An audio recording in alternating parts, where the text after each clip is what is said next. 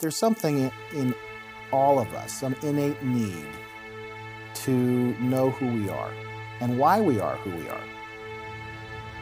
And that leads you immediately to start looking into your past.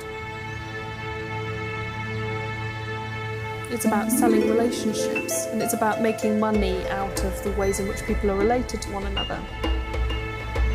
We are using genetic tools to make trans-historical truth claims about ancestry and about human history.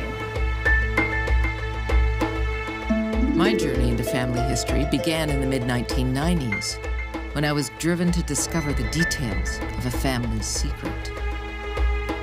By the mid-2000s, after a decade of digging, I realized that this sojourn back into my own past could go on forever. And in that short time, genealogy had become an accelerating online industry and the existential stuff of reality TV. But what does knowing your ancestors really tell you about who you are? And was my enthusiasm for family history truly my own?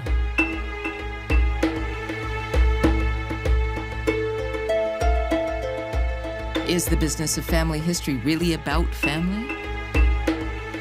Or are we essentially data mining the deceased?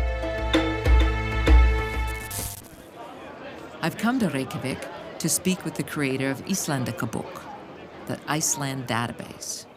This one is probably around 1820 or so, almost 200 years old. Íslendingabók is a name of an old manuscript that was written in Iceland, I think around 1200 or so. It is also the name of the database we created, the Book of Icelanders, even though it's not a book, but it contains all the Icelanders. My name is Friðrik Skúlason. Skúlason means really son of Skúli, which is my father's first name. He is Skúli Sigurðsson. Friðrik Skúlason, son of Skúli Sigurðsson, son of Sigurður Jónsson, son of Jón Jónsson, son of...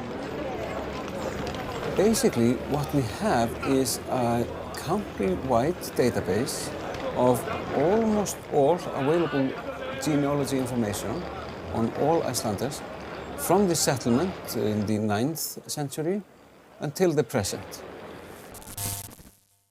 Back in Canada, I meet up with Ron Raymer, who is studying to become a professional genealogist. This grave right here.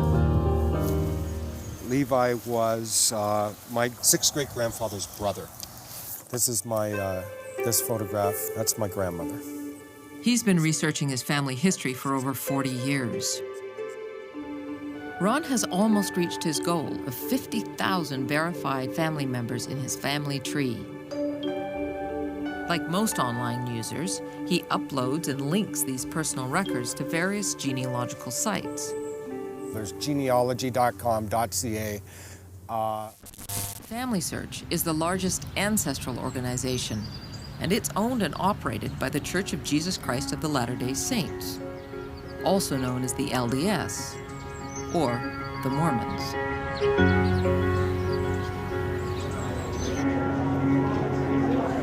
I'm Jeff Miller. I come from Maryland, and I've been actually to Salt Lake City about 10 times. You go into this hole, into the past, the world outside melts away, and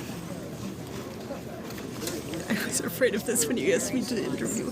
It is very emotional for me, because we lost a lot of family in the Holocaust. In the population at large, about 0.5% in the United States is a member of a historical society or a genealogical society, 1 in 200.